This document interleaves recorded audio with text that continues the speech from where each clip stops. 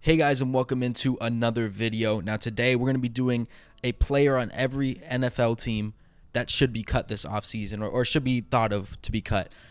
These are not guarantees. These are just opinions, obviously. Today we're going to be doing the AFC, and the NFC will be out tomorrow. As long as we can get, let's just look for something small like 10 likes on the video, and we'll get that out as soon as possible. But yeah, if you guys haven't already, go ahead and follow me on Twitter or Instagram. The ats are right there. Like the video, comment, subscribe if you're new as well. And if you are interested in draft content, my big board is always going to be in the comment section below. I update that pretty much daily, so go ahead and check those out. We're going to be starting off with the number 1 seed in the Tennessee Titans. Kendall Lamb is going to be a guy who we think they should cut. Pretty simple. The offensive line needs help, and paying a guy like Kendall Lamb, who really couldn't get himself onto the starting lineup, paying him over $3 million is a lot. So freeing up that space is going to be a lot. And just for reference for the rest of the video, the money on there is how much money that team will save by cutting them. It's not how much they're making necessarily. It's how much they're making minus the cap hit that they'll take. So this is how much money you're going to free up. So freeing up over $3 million for a guy like Kendall Lamb, you can go ahead and give that to somebody else that can help that line out more, or you can use that money elsewhere. For a team like Tennessee, who's got the big contracts of Tannehill, Julio Jones, Byard on their decks already, Dupree as well, and they're going to have to pay guys like Harold Landry. This is something that's just going to free up a good enough amount of money to where you're still going to be able to get those guys and help them out as well.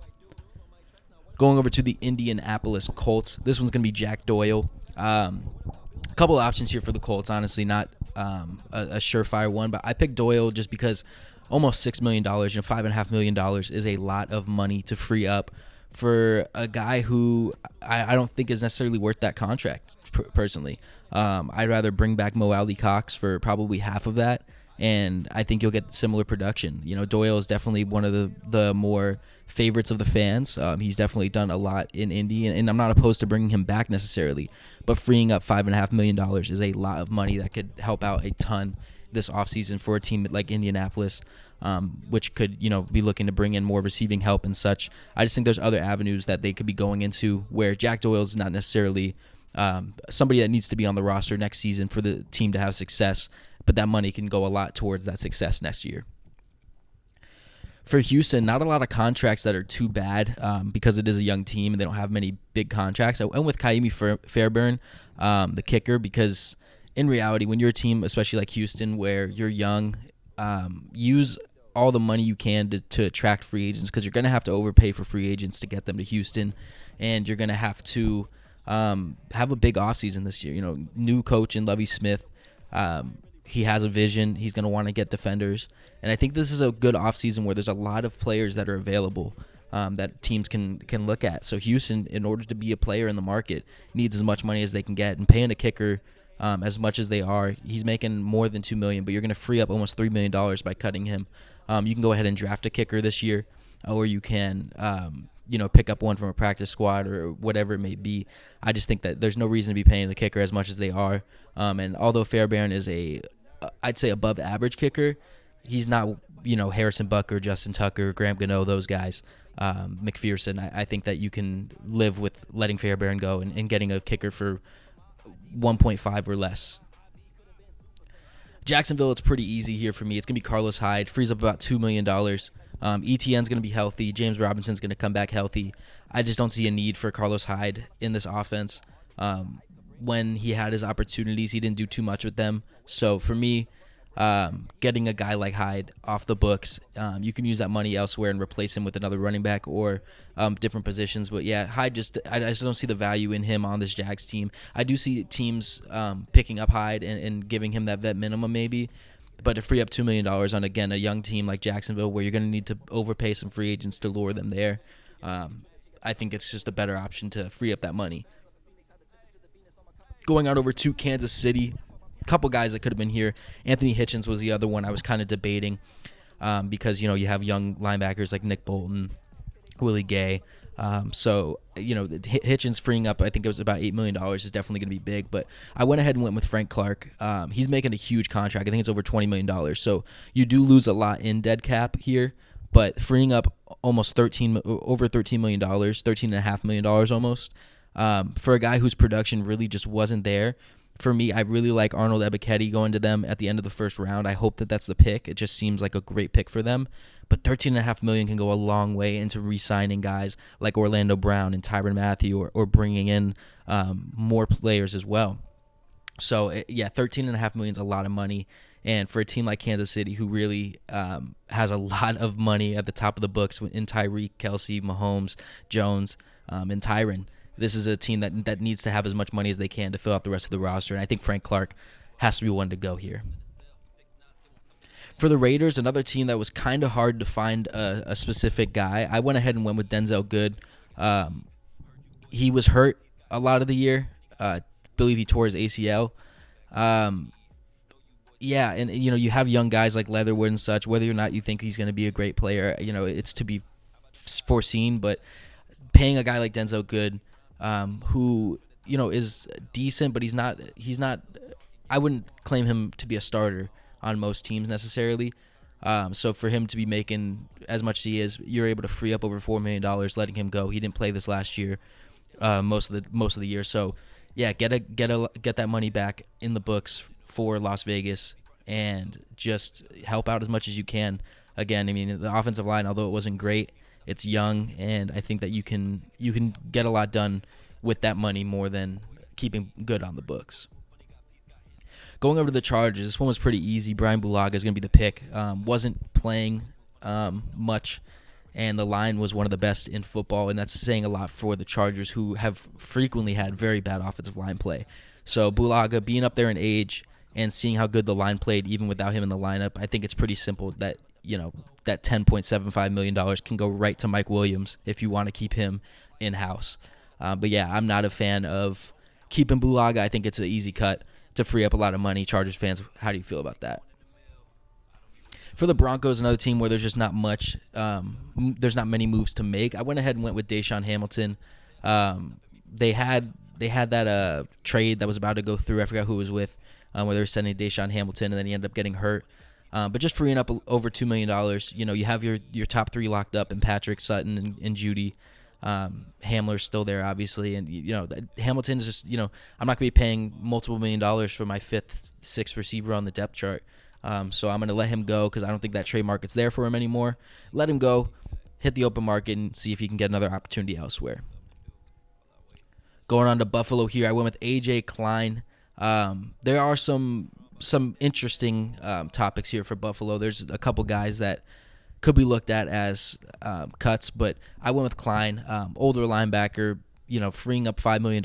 Again, a team that's so competitive, you want to have as much money as you can to be able to spread out those assets. So this is a great linebacking core, and Klein, although he's solid, I don't think is worth the money that's there. I think that you can get somebody to do similar production for probably half of that and be able to use that other money elsewhere.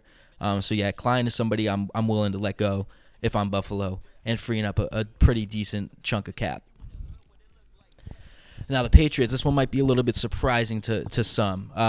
There's a couple guys on the list of possible cuts, and again, this is just one player. There's teams that are going to cut multiple players, and we'll definitely see that, especially in the NFC version. I already know a team that has multiple cuts. I'm going to have to figure out who to do, but the reason I went with N'Keal Harry over guys like Kyle Van Noy, and there's another one I'm blanking on right now, but Henry Anderson and such, is the relationship's just pretty much soured. He had asked for a trade early on in the year. Injuries have just kind of plagued him, and then he got on the field, and when he's on the field, he looks good, truthfully. He's made some incredible catches. He's looked like that prospect they drafted, but in reality, he just isn't on the field much. And then now that he's in his year 3 and he's finally on the field or able to be, he kind of fell down in that depth chart. So for a guy that's really not going to produce much for them, I think that it'll be good for them to separate, get him off their books, free up a little bit over $1 million to get somebody to hopefully replace him in this draft or free agency. And this is a team that's going to be looking towards receiver help again this offseason. So I think freeing up N'Keal Harry from the books is going to be helpful with the books, obviously, getting another player, but also will be helpful with that rotation of guys. Unless they're able to repair that relationship, I just see this as a beneficial thing for both parties. If they're just trying to free up the most amount of money, Kyle Van Noy is easily the cut. He's making a lot of money, and I don't think it's worth that contract. But N'Keal Harry, it's more of a mutual thing compared to other players on this list where it's very much more about the cap situation and positional need. Going over to Miami, we're going to be doing Eric Rowe. Eric Rowe, although he had a very good season last year, freeing up almost $5 million is a lot of money, especially when you have Brandon Jones behind him out of Texas, I believe, who I was a big fan of coming out of the draft. I think that with how good this team is and with how much money you have in free agency, I would trust either Brandon Jones or bring in somebody else and free up this money to do so. Because Rowe, like I said, he's going to be 30 at the start of next season, I believe, or close to it. And when you have a young, talented player like Jones behind him, I think that you roll with that or, use that money elsewhere. But this is a team that has, I think, a top three, their top three in cap space coming into this offseason. So freeing up another $5 million almost is going to be astronomical for the rebuild of this team, and they're going to be able to do a lot with that money. So, Rowe, good player. But, yeah, he's nearing 30 years old.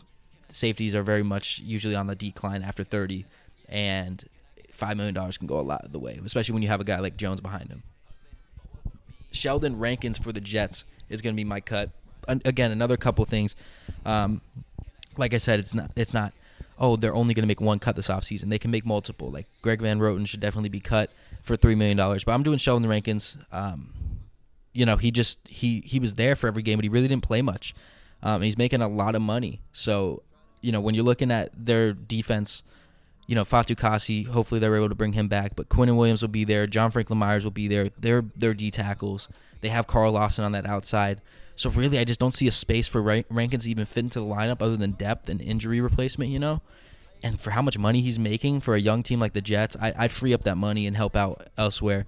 And also let Rankins try and revive his career elsewhere as well. I think it's a mutual thing for both of them. Maybe he can get on the field on another team that maybe needs more help on that interior defensive line. But yeah, Rankins I think is the more important cut this offseason for me.